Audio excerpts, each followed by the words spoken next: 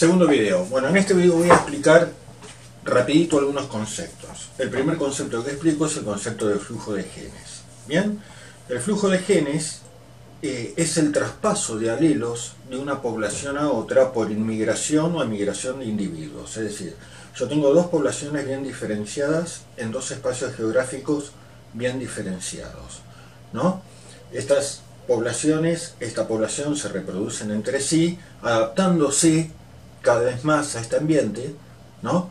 Y esta otra población que vive en otro ambiente, con otras condiciones, ¿sí?, también se reproducen entre sí, ¿bien? Y por una cuestión evolutiva se van adaptando cada vez más a las condiciones de este otro ambiente. Ahora, puede suceder que un individuo, ¿sí?, de esta población emigre a esta población o viceversa, ¿no? Y cada vez que un individuo emigra de una población a otra, trae consigo el acervo génico de la población de la cual proviene. Por lo tanto, en realidad, el flujo de genes de alguna manera contrarresta este proceso de adaptabilidad al ambiente de una población, porque están ingresando genes nuevos, ¿no?, y están interrumpiendo este proceso de adaptabilidad de esta población a este ambiente. ¿Bien? ¿Por qué? Porque los genes se mezclan y son otros genes que no tienen nada que ver con el proceso de adaptación. ¿Se entiende? El otro concepto del cual vamos a hablar es el de deriva génica. Y la deriva génica tiene que ver con la pérdida de alelos en una población por una cuestión absolutamente aleatoria, ¿no? Los alelos se van perdiendo no por una fuerza de adaptabilidad al ambiente, ni por una fuerza de selección natural, que sería la palabra, ¿no? Digamos que el ambiente selecciona, este alelo no sirve y bueno, ¿no? Cada vez tiene menos fin de reproductivo y llega un momento que se pierde, ¿no? No es el caso de la deriva génica. La deriva génica tiene que ver con algo mucho más aleatorio. Es decir, como nosotros sabemos, si todos los individuos de una población tienen la misma capacidad reproductiva, es prácticamente aleatorio la forma en que se reproducen, ¿no? Es una cuestión en una población natural de un todos contra todos, ¿no? Cualquiera se puede reproducir con cualquiera. Esto sería análogo a tirar 50 monedas al aire, ¿bien?, y ver si caen cara o seca. Lo más probable, ¿no?, lo más probable es que caigan en realidad cerca de un número de 25 monedas cara y cerca de un número de 25 monedas secas, ¿no? Pero a veces, cuando el gen, digamos, a veces puede suceder que caigan muchas más caras que secas, y si eso se repite en el tiempo, ¿no?, transponemos esto a los genes, si eso se repite en el tiempo, un alelo, ¿sí?, en el tiempo está menos representado cada vez más, ¿no?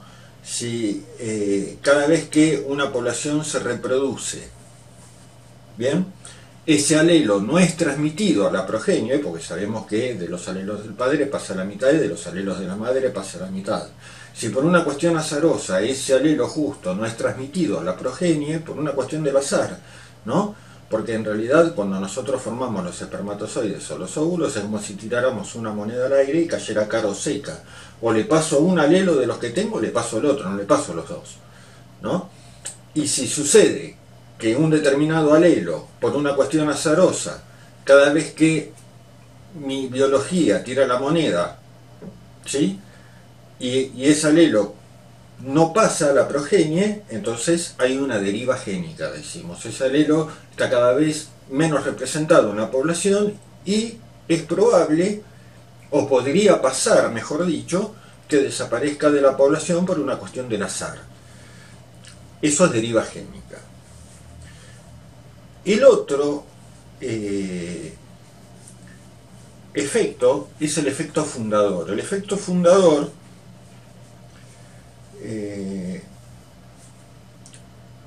tiene que ver con la evolución directamente, ¿no? Y la cuestión es que yo tengo una población, ¿bien? Del organismo que ustedes quieran. Y por una cuestión ambiental, una pequeña porción, ¿sí?, de esa población se separa geográficamente. Vamos a suponer que hay un gran terremoto, yo tengo la población acá en Miramar, del organismo que a ustedes se les ocurra, vamos a suponer población de Tucotuco, ¿no? Y bueno, en Miramar hay un terremoto y parte de Miramar se separa como una isla y se va al medio del océano, ¿no? Algo que sucedió millones de veces. Y claramente, ¿sí?, se llevó una buena porción, ¿sí?, de esta población, o una pequeña porción de esta población, junto con ellas, de Tucotuco, ¿no? Tucotuco, ¿saben lo que es, no? Es el quiz, ¿bien? Estamos hablando de quizzes, ¿bien? Y empieza a derivar esta pequeña porción de tierra y se separa unos cuantos kilómetros formando una barrera geográfica entre la población que quedó en el continente y la población que quedó solita, ¿no?, en el medio del océano. La cuestión es que estas dos poblaciones pertenecen a la misma especie, pues yo traigo un tucutuco de acá y lo pongo acá, se va a reproducir con los que están acá y viceversa. ¿Bien?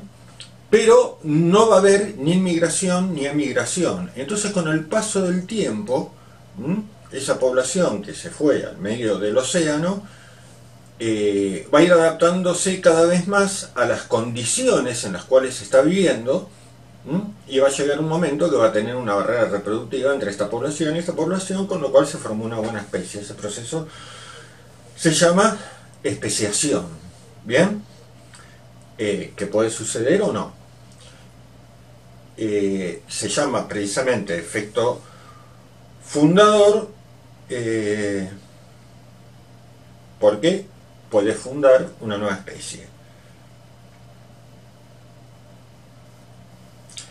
El cuello de botella, que es el último punto que voy a explicar, tiene que ver con digamos, un evento catastrófico que puede suceder en una población, con lo cual el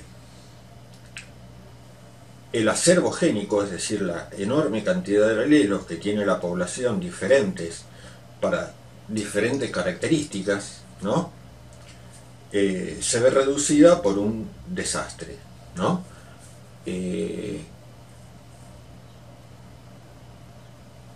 Esos genes que quedan en la población en realidad pasaron por un cuello de botella, ¿no? Por eso le decimos cuello de botella.